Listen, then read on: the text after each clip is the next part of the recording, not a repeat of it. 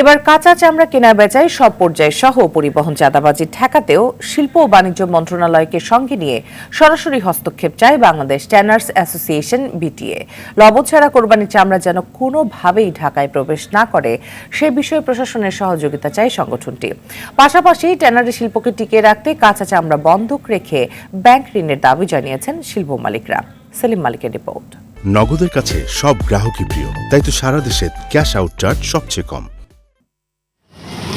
কুরবানির পর একদিকে চামড়া সংরক্ষণে সচেতনতার অভাব, অন্যদিকে কম দামে চামড়া রপ্তানি করতে বাধ্য হচ্ছেন ট্যানারি শিল্প মালিকরা। এই দুই কারণে দিন দিন পিছিয়ে যাচ্ছে দেশের ট্যানারি শিল্প। শিল্প উদ্যোক্তারা বলছেন, রাজধানীর হাজারীবাগ থেকে সাভারের হেমায়েতপুরে ট্যানারি স্থানান্তর হলেও শিল্প এলাকার পরিবেশ ও প্রধান বর্জ্য শোধনাগার ঠিকঠাক মতো কাজে না লাগানোয় মিলছে না আন্তর্জাতিক সনদ। ফলে চামড়া রপ্তানি করতে হচ্ছে কম দামে। নন কমপ্লায়েন্সের জন্য আমরা আন্তর্জাতিক বাজারে কোনো ভালো জায়গায় বিক্রি করতে না পারার কারণে আমরা সবসময় চাইনিজদের কাছে লো প্রাইসে বিক্রি করি। লো প্রাইসে চাইনিজদের কাছে বিক্রি করতে করতে আমাদের এই গত 5 বছরের সর্বস্ব আমরা হারিয়ে ফেলেছি। এদিকে কোরবানির দাতা ও লিল্লা বোর্ডিংও পাচ্ছে না চামড়ার ন্যায্য মূল্য। বিটিএ বলছে, এলাকা ভিত্তিক ফরিয়াদের গ্রুপিংই এর জন্য দায়ী।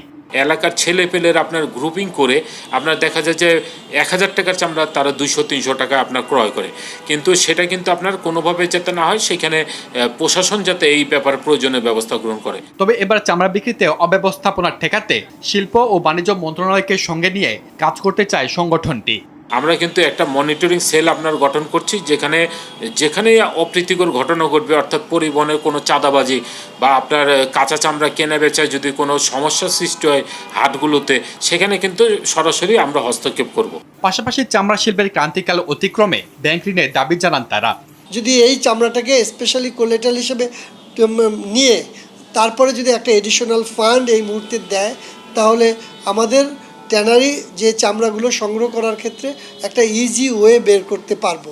বিশ্লেষকরা বলছেন, লবণ ছাড়া চামড়া বিক্রি বন্ধে আইন প্রণয়নের পাশাপাশি শিল্পের সংকট সমাধানে প্রধানমন্ত্রী ঘোষিত চামড়া শিল্পের উন্নয়নে লেদার ডেভেলপমেন্ট ফোরামের কার্যক্রম শুরু করা জরুরি। গত 1 বছর আগে কিন্তু উনি এলডিএফ লেদার ডেভেলপমেন্ট ফোরাম করার ঘোষণা দিয়েছেন, সেটা কিন্তু কার্যক্রম এখন শুরুই হয়নি। সেটা তো এখনই হওয়া উচিত। এই সেক্টরের ডেভেলপমেন্টের জন্যই আলাদা এরকম একটা চামড়া অধিদপ্তর হওয়া উচিত, যারা এই সেক্টরের সমস্যাগুলো নিয়ে কাজ করবে এবং সেগুলো সমাধানের জন্য কাজ করবে। সেলিম মালিক, RTV, ঢাকা।